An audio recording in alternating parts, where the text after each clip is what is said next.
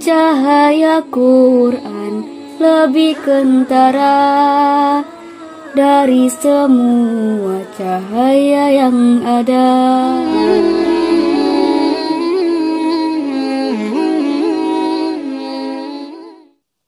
Bismillahirrahmanirrahim. Assalamualaikum warahmatullahi wabarakatuh.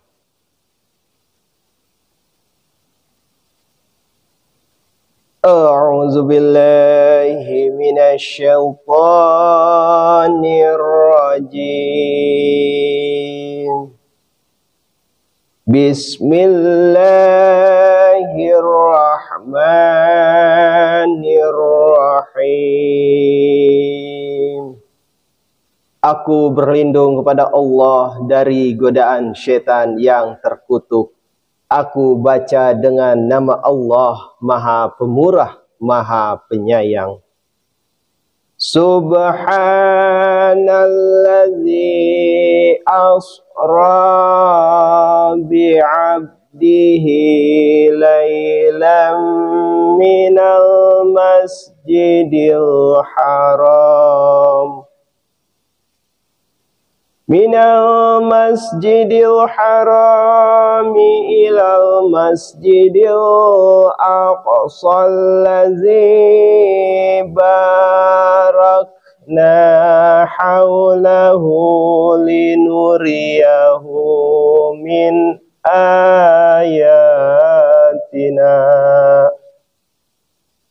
innahu As-Sami'ul Basir. Maha suci Dia yang telah memperjalankan hambanya pada waktu malam hari dari Masjidil Haram ke Masjidil Aqsa, yang telah kami berkati sekelilingnya supaya kami perlihatkan kepadanya sebagian dari tanda-tanda kami. Sesungguhnya Dialah yang Maha mendengar, Maha melihat. Tafsir nomor 1590. Ayat ini yang nampaknya menyebut suatu kasyaf Rasulullah Sallallahu Alaihi Wasallam telah dianggap oleh sebagian ahli tafsir merujuk kepada Mi'raj atau kenaikan rohani beliau, berlawanan dengan pendapat umum.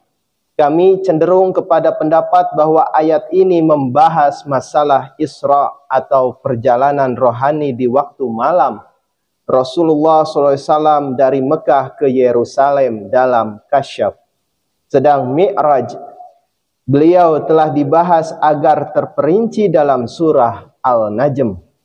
Semua kejadian yang disebut dalam surah An-Najm ayat 8 sampai 18 yang telah diwahyukan tidak lama sesudah hijrah ke Abesinia yang telah terjadi di bulan Rajab tahun kelima Nabawi. Diceritakan secara terperinci dalam buku-buku hadis yang membahas Mi'raj Rasulullah Sallallahu Alaihi Wasallam sedang Isra Rasulullah Sallallahu Alaihi Wasallam dari Mekah ke Yerusalem yang dibahas oleh ayat ini. Menurut Zurkani terjadi pada tahun ke-11 Nabawi. Menurut Mu'ir dan beberapa pengarang Kristen lainnya pada tahun ke-12. Tetapi menurut Mardawaih dan Ibnu Sa'ad, peristiwa Isra terjadi pada 17 Rabiul Awal, setahun sebelum hijrah. Baihaqi pun menceritakan bahwa Isra itu terjadi setahun atau 6 bulan sebelum hijrah. Dengan demikian, semua hadis yang bersangkutan dengan persoalan ini menunjukkan bahwa Isra itu terjadi setahun atau 6 bulan sebelum hijrah, yaitu kira-kira tahun ke-12 Nabawi. Setelah Siti Khadijah wafat yang terjadi pada tahun ke-10 Nabawi. Ketika Rasulullah SAW tinggal bersama-sama dengan Ummi Hani, saudari sepupu beliau, tetapi Mi'raj menurut pendapat sebagian terbesar ulama terjadi kira-kira pada tahun ke-5 Nabawi. Dengan demikian, dua kejadian itu dipisahkan satu dengan yang lain oleh jarak waktu 6 atau 7 tahun. Dan oleh karenanya, kedua kejadian itu tidak mungkin sama. Yang satu harus dianggap berbeda dan terpisah dari yang lain.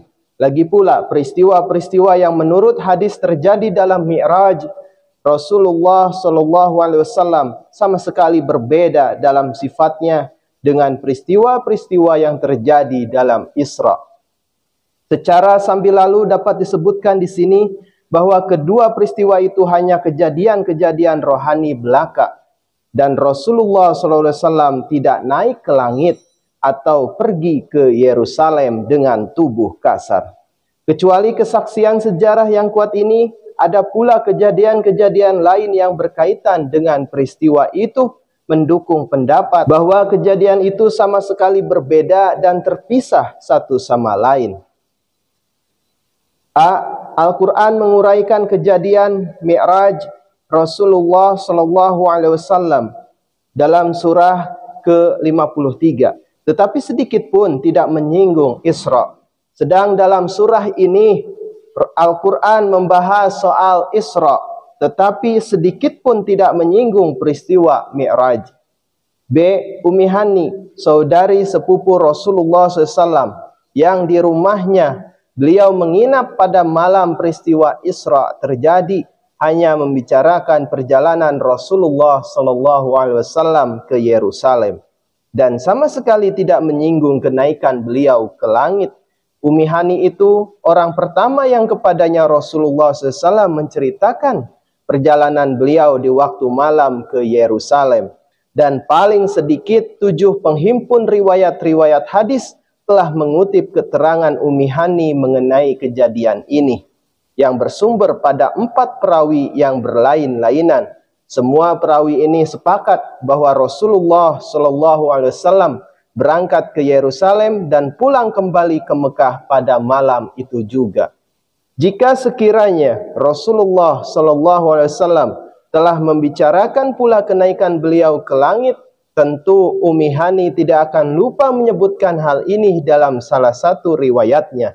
Tetapi beliau tidak menyebut hal itu dalam satu riwayat pun. Dengan demikian menunjukkan dengan pasti bahwa pada malam yang bersangkutan itu Rasulullah SAW melakukan Isra hanya sampai Yerusalem, dan bahwa Mi'raj tidak terjadi pada ketika itu. Nampaknya beberapa perawi hadis mencampur baurkan kedua peristiwa Isra dan Mi'raj itu. Rupanya pikiran mereka dikacaukan oleh kata Isra yang dipergunakan baik untuk Isra maupun untuk Mi'raj.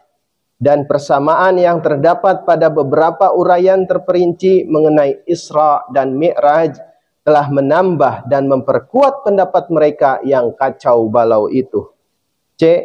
Hadis-hadis yang mula-mula meriwayatkan perjalanan Rasulullah SAW ke Yerusalem dan selanjutnya mengenai kenaikan beliau dari sana ke langit menyebut pula bahwa di Yerusalem beliau bertemu dengan beberapa nabi terdahulu, termasuk Adam alaihissalam, Ibrahim alaihissalam, Musa alaihissalam, dan Isa alaihissalam. Dan bahwa di berbagai petala langit beliau menemui kembali nabi-nabi yang itu-itu juga, tetapi tidak dapat mengenal mereka. Bagaimanakah nabi-nabi tersebut yang telah beliau jumpai di Yerusalem sampai pula ke langit sebelum beliau? Dan mengapa beliau tidak mengenali mereka sedang beliau telah melihat mereka beberapa saat sebelumnya dalam perjalanan itu juga?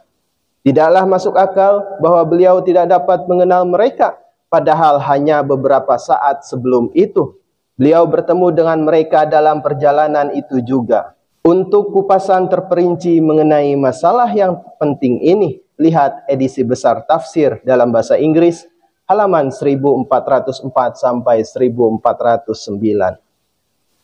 Tafsir nomor 1591.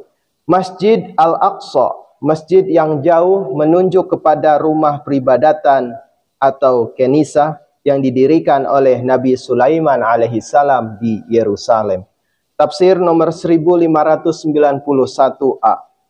Kasyaf Rasulullah SAW yang disebut dalam ayat ini mengandung suatu nubuatan yang agung. Perjalanan beliau ke Masjidil Aqsa berarti hijrah beliau ke Madinah, tempat beliau akan mendirikan suatu masjid yang ditakdirkan kelak akan menjadi masjid pusat Islam. Dan penglihatan diri beliau sendiri dalam kasyaf bahwa beliau mengimami para nabi lainnya dalam sholat mengandung arti bahwa agama baru ialah Islam tidak akan terkurung ke tempat kelahirannya saja, melainkan akan tersebar ke seantero dunia dan pengikut-pengikut dari semua agama akan menggabungkan diri kepadanya. Kepergian beliau ke Yerusalem dalam kasyaf dapat pula dianggap mengandung arti bahwa beliau akan diberi kekuasaan atas daerah yang terletak di Yerusalem itu. Nubuatan ini telah menjadi sempurna di masa khilafat atau kekhalifahan Sayyidina Umar radhiyallahu an. Kasyaf ini dapat pula diartikan sebagai merujuk kepada suatu perjalanan rohani Rasulullah SAW ke suatu negara jauh di suatu masa yang akan datang. Maksudnya bahwa ketika kegelapan rohani akan menutupi seluruh dunia, Rasulullah SAW akan muncul kembali secara rohani dalam wujud salah seorang pengikut beliau. Dalam satu negara yang sangat jauh dari tempat pertama beliau diutus, satu penunjukan yang khusus kepada kebangkitan kedua Rasulullah SAW terdapat dalam surah ke-62 ayat 3-4. Catatan kaki di ayat kedua. Dalam Al-Quran telah diterangkan tentang dua perjalanan rohani Rasulullah SAW. Yang pertama disebut Isra dan yang kedua Mi'raj. Di perjalanan rohani Isra, beliau SAW dibawa ke Palestina. Secara fisik tidak ada bukti atau keterangan mengenai perjalanan beliau SAW ke Palestina. Karena perjalanan tersebut sebenarnya perjalanan secara rohani. Oleh karena itu, ketika seseorang bertanya, seperti apakah bangunan-bangunan di Palestina itu? Lalu di dalam hadis diceritakan pada saat itu juga ditampakkan bangunan-bangunan di hadapan Rasulullah SAW. Lalu beliau jelaskan apa yang beliau lihat saat itu. Ini disebutkan dalam kitab Bukhari. Lama kazabani Quraisyun kumtu fil hijri fajallahu li baital maqdisi fatofiktu biruhum an ayatihi wa ana anzuruhu ilaih. Keterangan Bukhari Kitabul Tafsir, tafsir surah Bani Israel. Alhamdulillahirabbil alamin. Jazakumullah asana jaza. Wassalamualaikum warahmatullahi wabarakatuh. Cahaya Quran lebih kentara dari semua cahaya yang ada. Sucilah dia dari siapa datangnya ini lautan cahaya. Wahai